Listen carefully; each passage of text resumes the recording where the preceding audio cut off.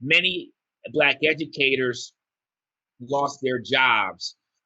When you go to Brown versus Board of Education, and when you talk about segregation and how things were separate amongst whites and blacks, but then as you transition to that integration stage, many Black teachers lost their lives. They were demoted. They had to look for work in other arenas, and so that played a huge part as to why the Black teacher shortage became a real thing to grapple with, and it had a huge, huge, huge impact on education and on children who benefited so much from having these Black educators in their midst. And the consequence of that is huge. It's not small at all. They have Right. a ripple effect on the people. If, like you say now, you are a young adolescent going to school, even as a young person, you could feel that there was something not right in it, that there was no person like you that is teaching you. And, so people think that the job of a teacher is simple. You just go there and teach children. But it is deeper than that. It's a deep work. It's just like the work of the person who sits at the altar or who stands at the altar and preach to you. These two jobs are not simple jobs. These are basically people that are configuring the head of the people.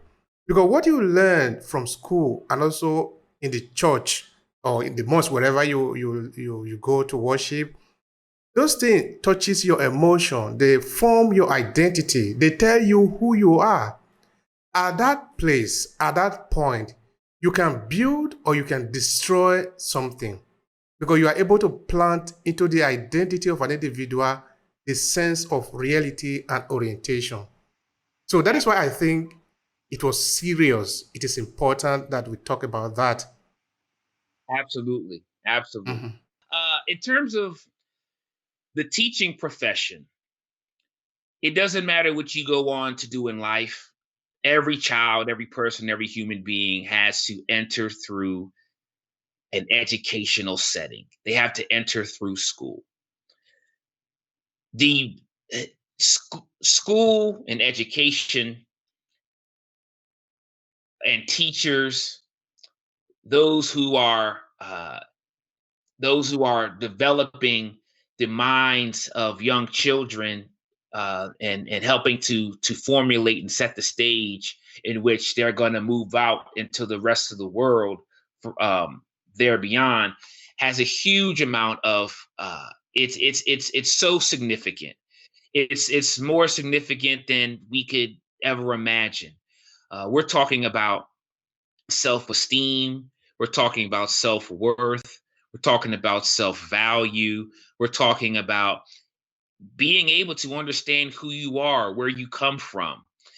And author Chimamanda Adichie says that stories can be used to malign, stories can be used to imprison, stories can be used to do a lot of harm and can invoke great danger.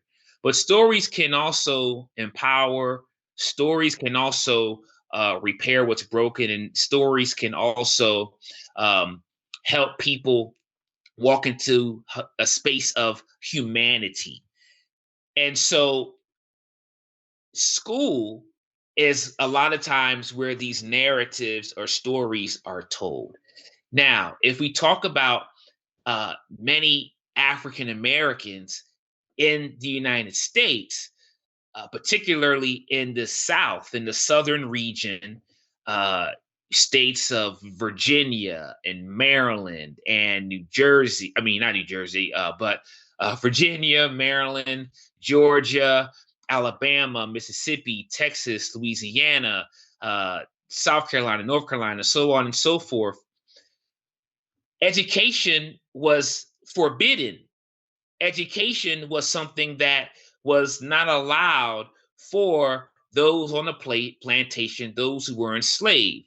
Uh, so, what was it about education that was so important that only certain groups of people had the opportunity to have it? They had the privilege to be able to receive it, and then other groups did not have an opportunity or chance to embark upon learning about who they are and to be educated.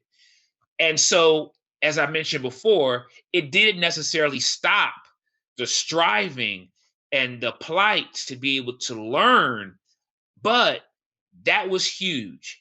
And so we're in a situation now where education is it shapes how you think, it shapes how you view yourself, it shapes how you relate to other people and how you connect to other people.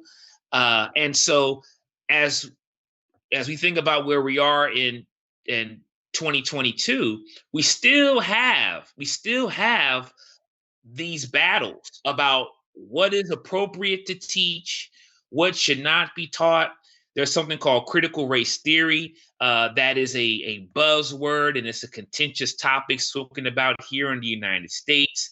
And so there's school districts and school jurisdictions that are trying to uh, hinder the conversation about race relations, and how that impacts the social structure that we find ourselves in. And I can say, as a teacher, as an educator, it's so much more than grading papers. It's so much more than lesson planning. It's so much more than giving a presentation. It's so much more than knowing the students' names in your classes. A lot of the times, we are the first line of support for our students. A lot of times it's us, they may tell us stuff that they may not tell their own parents or families. It's us who help them, who build them up and give them a sense of self. And it's us, educators and teachers, who have to hold space for them and be available to them and listen to them and talk about real life experiences and circumstances, and not just those things that are within the curriculum or the things that they're supposed to be taught.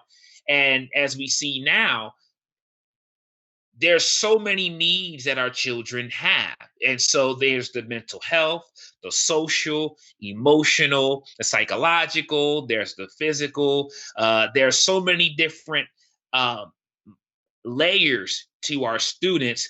We have to be able to engage with them on all those levels to address the student holistically, because they're human beings, and us as human beings, there's many different aspects or many different facets to who we are. So it's a huge, huge, huge job.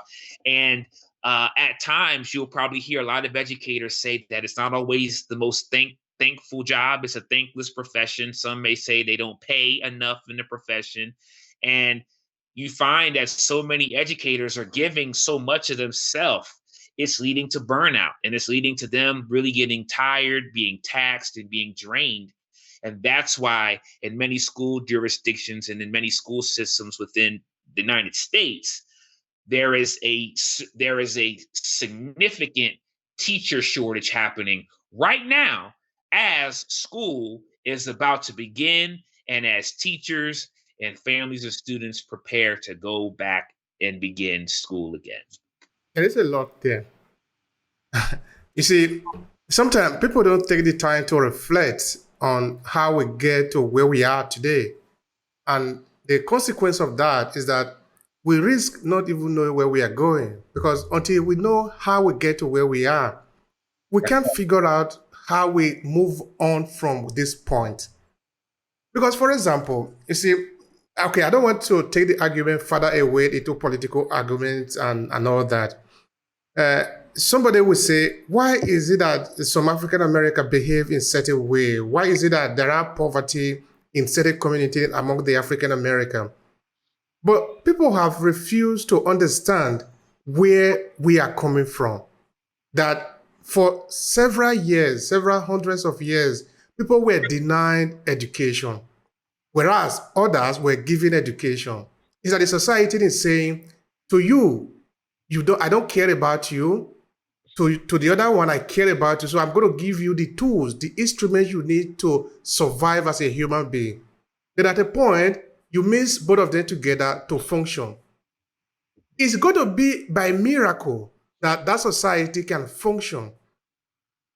Because you didn't give the same tools you give to other people to survive to the other part, which are still members of your society, and you want to get the same result from them. It is not even naturally justified. I mean, it is not justifiable.